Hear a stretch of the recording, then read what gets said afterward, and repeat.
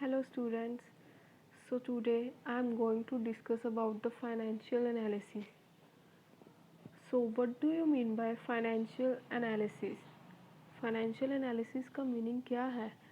Financial analysis का मतलब अगर हम देखें तो क्या होता है, इसका मतलब है कि जब हम कंपनी की वीकनेस ढूंढनी हो या कंपनी की स्ट्रेंथ देखनी हो, यानी कि कंपनी की फाइनेंशियल पोजीशन देखनी हो। फाइनेंशियल पोजीशन मींस कि कंपनी क्या पे कर पा रही है अपने क्रेडिटर्स को, जिनको उसने पे करना है, क्या वो पे कर पा रही है, कोई लॉसेस वगैरह में तो नहीं जा रही, अनेबल तो नहीं है पे करने में।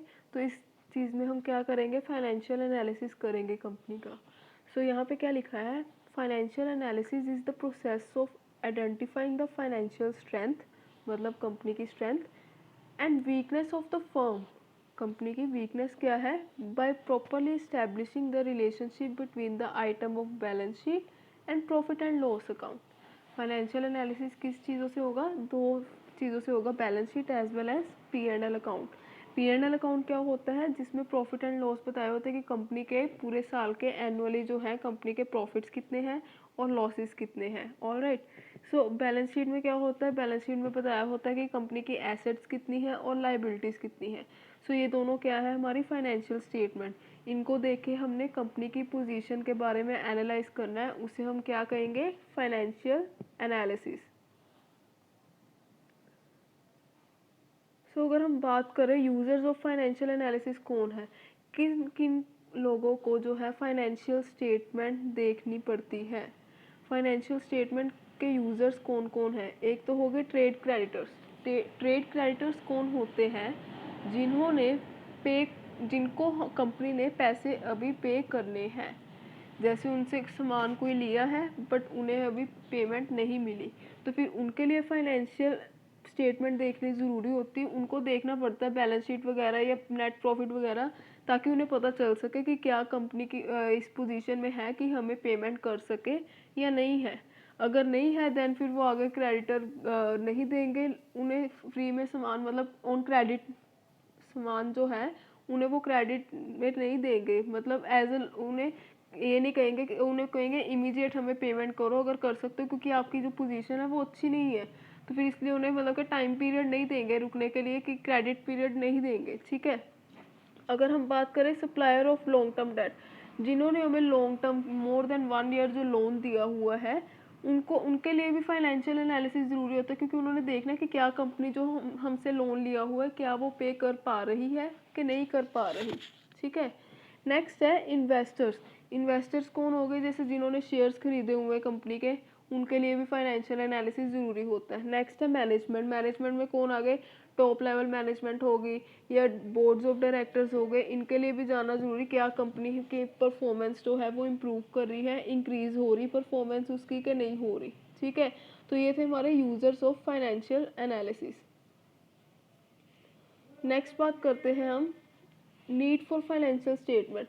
हमें फाइनेंशियल स्टेटमेंट क्यों बनानी पड़ रही है, क्यों हम पी एंड एल अकाउंट और बैलेंस शीट बनाएंगे, कंपनी क्यों बनाएगी,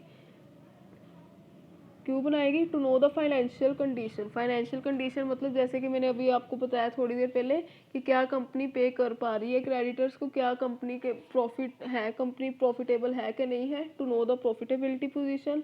नेक्स्ट है to know the operating efficiency of the firm. Operating efficiency मतलब कि क्या वो डे टू डे जो काम कर रही है कंपनी के प्रोडक्ट्स बने, क्या वो एफिशिएंटली बन पा रहे हैं कि नहीं बन पा रहे। तो ये सारी चीज़ें देखने के लिए हमें फाइनेंशियल स्टेटमेंट की ज़रूरत पड़ती है। नेक्स्ट अगर बात करें टाइप्स ऑफ फाइनेंशियल एनालिसिस, अब ये है इसका जो है प्रैक्टिकल क्वेश्चन आपको आएगा। ठीक है।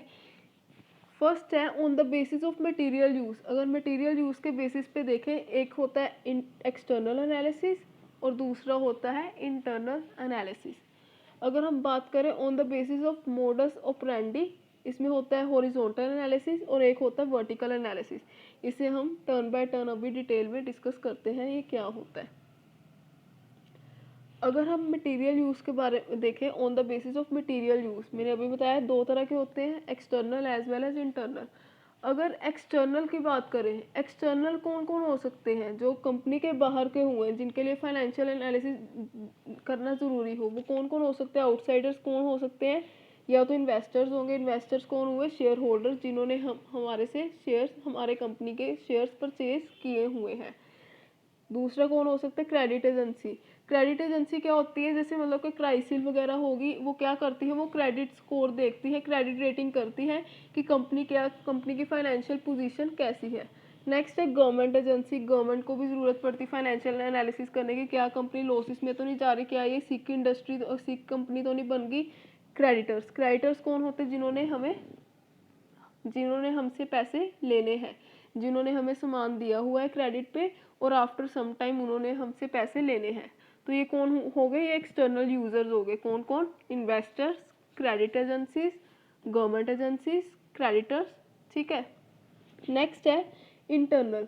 अब इंटरनल कौन कौन हो सकते हैं, इंटरनल मतलब within the company. With in the company कौन कौन हो सकते हैं, कोई भी एग्जेक्टिव्स हो सकते हैं। एग्जेक्टिव्स कौन कौन से हो गए, chief executive officer, CEO, manager हो गया, मैनेजर कोई भी लेवल का हो गया, ठीक है, जो कि appoint by officers appointed by government, जो गवर्नमेंट के द्वारा अपॉइंट किए जाते हैं, वो एग्जेक्टिव्स हो गए, मैनेजर्स हो गए। ठीक है, ये हमारे इंटरनल यूजर्स हो गए। इंटरनल मतलब within the company, external मतलब आउटसाइड द कंपनी।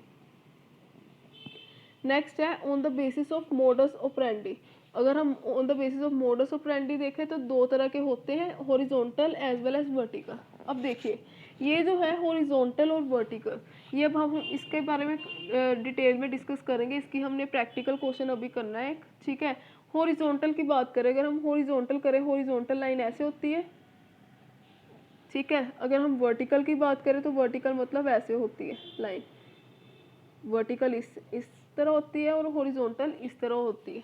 अगर हम हॉरिजॉन्टल की बात करें, जब हमने फाइनेंशियल एनालिसिस करना है, कंपनी की फाइनेंशियल पोजीशन देखनी है, तो फिर हम क्या करेंगे, जो एक ही कंपनी जो है उसकी क्या करेंगे, जैसे अब 2020 चल रहा है, 2020 की परफॉर्मेंस को 2019 की परफॉर्मेंस से कंपेयर करेंगे। मतलब वो इस तरह जाना है ना, हॉरिजॉन्टली जाना है, तो फिर हम क्या करेंगे, पिछले साल की परफॉर्मेंस को इस साल से कंपेयर करेंगे, उसे हम क्या कहेंगे, हॉरिजॉन्टल एनालिसिस, या हम इसे कहेंगे डायनामिक एनालिसिस। अगर हम वर्टिकल की बात करें, वर्टिकल का मतलब क्या है कि हम वर्टिकल ऐसे हो गए, वर्टिकल मतलब क्या है, इंटरफर्म कंपैरिजन। इंटरफर्म कंपैरिजन मतलब एक कंपनी को दूसरी कंपनी के साथ कंपेयर करके अपनी परफॉर्मेंस देखेंगे कि कैसी है। जैसे एक कंपनी है बट वो होनी चाहिए, जैसे सपोज करो कोई क्लॉथ की कंपनी है, ठीक है, अगर क्लोथिंग कंपनी है उसको दूसरी क्लोथिंग कंपनी से कंपैरिजन करेंगे और देखेंगे हमारी फाइनेंशियल पोजीशन कैसी है।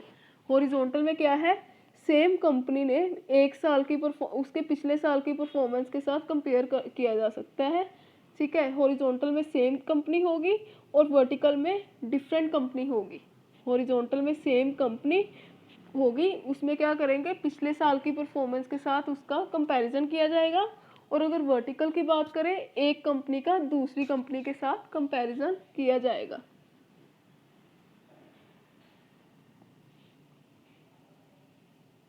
नेक्स्ट है, जैसे देखो हॉरिजॉन्टल एनालिसिस का इन्होंने बताया हुआ है, ये देखो इसका फॉर्मेट क्या है। हॉरिजॉन्टल एनालिसिस, सेम कंपनी है, ग्रेस कॉरपोरेशन कंपनी है, इसका P&L है। हम क्या करेंगे, एक साल का दूसरे साल के साथ कंपैरिजन कर रहे हैं, सेम कंपनी के अंदर एक साल का दूसरे साल के साथ कंपैरिजन कर रहे हैं, ठीक है। तो ये हमारा हो गया क्या, horizontal comparison. Net cell, COGS, ये प्रॉपर फॉर्मेट है, आपको इसका याद करना पड़ेगा, ठीक है। नेक्स्ट है, ये था हमारा इनकम स्टेटमेंट या P&L, और ये है हमारी बैलेंस शीट। जब हमने बैलेंस शीट बनानी है तो बैलेंस शीट का ये फॉर्मेट होगा, share holders, reserve and surplus. ये आगे जाके हम डिटेल में इसका प्रैक्टिकल करेंगे तो फिर आपको ज़्यादा क्लियर हो जाएगा। ग्रेस कॉरपोरेशन, इसकी एक पिछले साल की बैलेंस शीट इस साल के साथ कंपेयर की जा रही है, ठीक है। तो ये हमारा कौन सा एनालिसिस हो गया, हॉरिजॉन्टल एनालिसिस। और ये है वर्टिकल एनालिसिस। वर्टिकल एनालिसिस में क्या है, वर्टिकल एनालिसिस चलो छोड़ो, अभी पहले देखो ये common size financial statement. Common size financial statement क्या होती है, अगर हम कॉमन साइज फाइनेंशियल स्टेटमेंट की बात करें तो जैसे इसका ये P&L अकाउंट है, इसमें क्या है, ये इसका फॉर्मेट सेम ही रहेगा। वैसे कॉमन साइज में और दूसरे वाले में P&L और बैलेंस शीट का फॉर्मेट ऑलमोस्ट सेम होता है, बस थोड़ा सा डिफरेंस होता है। इसको हम आगे अभी प्रैक्टिकल करते हैं पोर्शन, जस्ट वेट।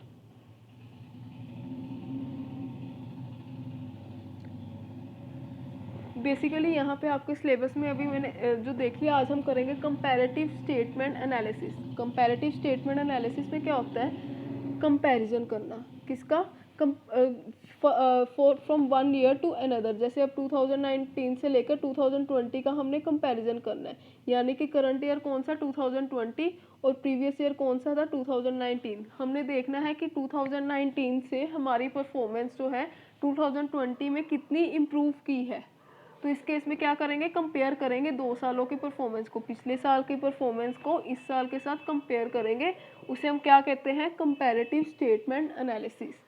ठीक है, हम देखेंगे फ्रॉम टाइम टू टाइम हमारी कंपनी में क्या इम्प्रूव हुआ है। इसमें 2 तरह की कंपैरेटिव स्टेटमेंट्स हम बनाएंगे, बैलेंस शीट और इनकम स्टेटमेंट। इनकम स्टेटमेंट कौन सी हो सकती है, P&L अकाउंट। ठीक है, अब इसका प्रैक्टिकल करते जो एग्जाम पॉइंट ऑफ व्यू से इम्पोर्टेंट है।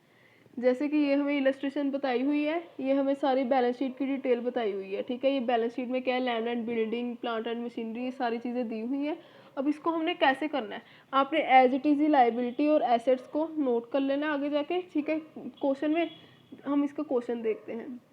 ये देखिए, अब इसे हमने वर्टिकल फॉर्मेट में बनाया। ठीक है, एसेट्स, करंट एसेट्स जो है हमने ये देख लिए, ये सारा पोर्शन हमने एज इट इज़ जो है क्वेश्चन से नोट कर लिया। ठीक है, एसेट्स कौन सी थी, current asset, fixed asset, current liability, आगे टोटल लाइबिलिटीज़ वगैरह, ये सारा हमने ये वाला जो इतना पोर्शन जो है हमने ये एज इट इज़ क्वेश्चन से नोट कर लिया।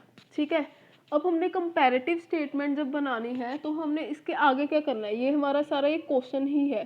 ठीक है, ये वाला पोर्शन जो है क्वेश्चन है हमारा। ठीक है, अब हमने देखना उन्होंने क्या बोला है कि जो कंपनी है, कंपनी की 2 साल की परफॉर्मेंस हमें बताई हुई है, एक 2006 की और एक बताई हुई है 2007 की परफॉर्मेंस। अगर हम बात करें 2006 की परफॉर्मेंस की, करंट एसेट्स की, कैश इन हैंड कितना था पहले हमारे पास 20,000, और उसके बाद हमारे पास कितना हुआ कैश इन हैंड 80,000। पहले हमारे पास 20,000 था, अब कितना इंक्रीज हो गया, अब कितना हो गया 80,000। अगर हम इन दोनों की बात करें तो पिछले साल हमारा 20 था, अब हो गया 80,000। तो कितना टोटल इंक्रीज हुआ हमारे, 80 में से 20 माइनस किया तो कितना बना 60,000। तो ये हमारा कितना इंक्रीज हो गया 60,000। ये हमारा कितना इंक्रीज हो गया 80 माइनस 20 इक्वल्स टू 60,000। ठीक है, ये हमारा इंक्रीज हुआ पिछले साल से।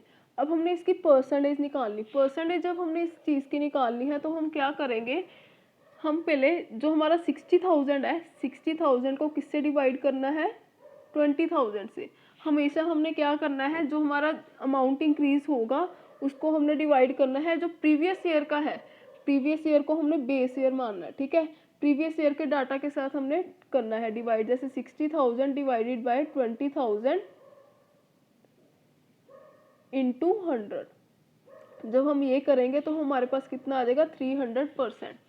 हमारे पास कितना आ जाएगा 300%। ऐसे अगर हम बिल्स रिसीवेबल का देखें, बिल्स रिसीवेबल पहले कितने थे हमारे 1,50,000, और अब इस साल कितने डिक्रीज किए हैं 90,000, अब हो गए 90,000। अगर हम 1,50,000 में से 90,000 माइनस करें तो हमारे पास कितना आता है 60,000। अब ये देखो, अगर हमारा कोई चीज़ इंक्रीज कर रही है पिछले साल से तो हम प्लस का साइन लगाएंगे इसके साथ, प्लस 60,000। अब सेकंड टाइम क्या हुआ, हमारे बिल रिसीवेबल हैं वो डिक्रीज कर रहे हैं, 1,50,000 से 90,000 हो गए, तो फिर इसके साथ हमारा क्या साइन आ गया माइनस 60,000, मतलब डिक्रीज किए हैं ना, तो इसलिए यहाँ पे आ गया माइनस 60,000। अब ये माइनस 60,000 को हम किसके साथ डिवाइड करेंगे, 1,50,000 के साथ।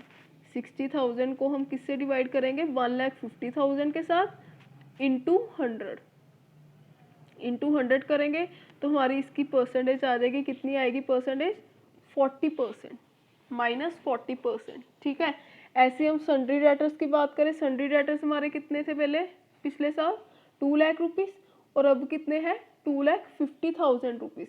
अब अगर हम देखें यहाँ पे कितने रुपीज़ का इंक्रीज़ हुआ है, 50,000 रुपीज़ का इंक्रीज़ हुआ है। 2,50,000 में से अगर हम 200 माइनस करते हैं तो हमारा कितना इंक्रीज़ हुआ है 50,000 का। अगर हम अब हमने परसेंटेज निकालनी है आगे, 50,000 को किससे डिवाइड करेंगे, बेस ईयर हमने कौन सा माना है प्रीवियस ईयर। प्रीवियस ईयर में कितने थे हमारे सन्ड्री डेटर 2 लाख से हम डिवाइड करेंगे किसको 50,000 को। 50,000 डिवाइडेड बाय 2 लाख इंटू 100 हम जब करेंगे तो हमारा जो है आंसर आ जाएगा।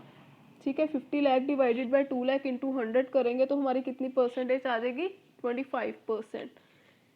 नेक्स्ट है प्रीपेड एक्सपेंसेस। अगर प्रीपेड एक्सपेंसेस की बात करें तो प्रीपेड एक्सपेंसेस पहले हमारे कितने थे, 2,50,000, अब कितने हो गए, 3,50,000। इट मीन्स 350 में से अगर हम 250 माइनस करें तो कितना हमारे पास इंक्रीज हुआ है, 1 लाख का। 1 लाख इंक्रीज यहाँ पे शो कर दिया इन्होंने।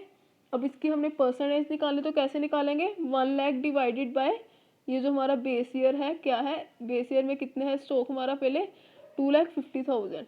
1 लाख डिवाइडेड बाय 2,50,000 इंटू 100, तो इससे क्या होगी हमारी परसेंटेज कितनी आ गई, 40%। ठीक है, तो ऐसे ही हमारे पास आगे प्रीपेड एक्सपेंसेस दिए हुए। प्रीपेड एक्सपेंसेस पहले हमारे कोई नहीं थे, ज़ीरो थे, अब कितने हो गए, 2,000। इसका मतलब क्या हुआ, हमारे जो प्रीपेड एक्सपेंसेस है 2,000 इंक्रीज किए, ज़ीरो से 2,000 हो गए, तो फिर हमारा डिफरेंस कितना है, 2,000। अब 2,000 को अब हम देखें, अगर यहाँ पे बेस ईयर में कुछ है ही नहीं है, ज़ीरो थे, तो फिर हम अगर 2,000 को अगर हम ज़ीरो से डिवाइड करें तो हमारा आंसर तो इन्फिनिटी आता है, तो फिर इसलिए यहाँ पे हम परसेंटेज नहीं लिखेंगे। ठीक है, तो फिर जब हमने ये एसेट्स निकाली, करंट एसेट्स जो है इन सभी का टोटल आ गया। ठीक है, टोटल जब हमने किया 20,000 प्लस 50,000 प्लस 2 लाख प्लस 2,50,000, इनका टोटल कितना बन गया, 6,20,000। अगर हम 2007 की बात करें, वहाँ पे क्या है, 80,000 प्लस 90,000 प्लस 2,50,000 प्लस 3,50,000 प्लस 2,000, इन सभी का टोटल कितना बन गया, 7,70,000। अब ये जो टोटल करंट एसेट्स हमारी आ गई है, अब हमने इसका भी देखना है कि करंट एसेट जो है हमारी पिछले साल से इंक्रीज हुई है कि डिक्रीज हुई है। तो फिर इस केस में क्या करेंगे, 6,20,000 को देखेंगे। 6,20,000 थी पहले हमारे 2006 में, अब कितनी हो गई है, 7,72,000। अगर हम बात करें 7,72,000 में से हम 6,20,000 माइनस करें तो हमारे पास कितना आता है, 1,52,000। तो हमारी इंक्रीज कितनी हुई है, टोटल 1,52,000। जैसे कि मैंने पहले बताया कि 1,52,000 ऊपर आ जाएगा और नीचे क्या आएगा, जिसको हमने बेस माना। बेस किसको माना, प्रीवियस ईयर को बेस मानना हमेशा। तो 1,50,000 को हम 6,20,000 से डिवाइड करके इंटू 100 जब कर देंगे तो हमारे पास कितनी परसेंटेज आ जाएगी, 24.52%। ठीक है, अब ऐसे करके हमने फिक्स्ड एसेट का निकाला। फिक्स्ड एसेट कितनी इंक्रीज की है, यहाँ पे लिख दिया है डिफरेंस, या डिक्रीज की है माइनस। अगर इंक्रीज कर रही है तो प्लस डालना है, अगर डिक्रीज कर रही है तो माइनस करना है। देन इसके बाद हमने परसेंटेज निकाली। परसेंटेज कैसे निकालनी, जैसे ये 1 लाख आ गया, 1 लाख डिवाइडेड बाय 3,70,000 इंटू 100 करके हमारा क्या आ जाएगा, ये इसकी परसेंटेज। ऐसे यहाँ पे 4 लाख से 6 लाख हो रही है प्लांट एंड मशीनरी, तो यहाँ पे कितना इंक्रीज हुआ, 2 लाख का। 2 lakh divided by 4 lakh into 100, हमारे पास क्या आ जाएगा, 50%। ऐसे करके हमने सभी यहाँ पे निकाल ली टोटल एसेट्स। ठीक है, तो हमने टोटल फिक्स्ड एसेट को ऐड कर दिए, कौन कौन सी, 3,70,000, 4,20,000, 25,000, इन सभी को ऐड करके हमारे पास आ गया 8,15,000। नेक्स्ट है, नेक्स्ट ईयर की है 2,70,000, 6,25,000, 30,000, इन सभी को ऐड करके हमारे पास आ गया 9,25,000। अब ऐसे इसकी परसेंटेज निकाल लेनी है। परसेंटेज कैसे निकाली, 9,25,000 में से हमने पहले इसे माइनस किया 8,15,000 को, तो हमारा डिफरेंस कितना बना, 1,10,000।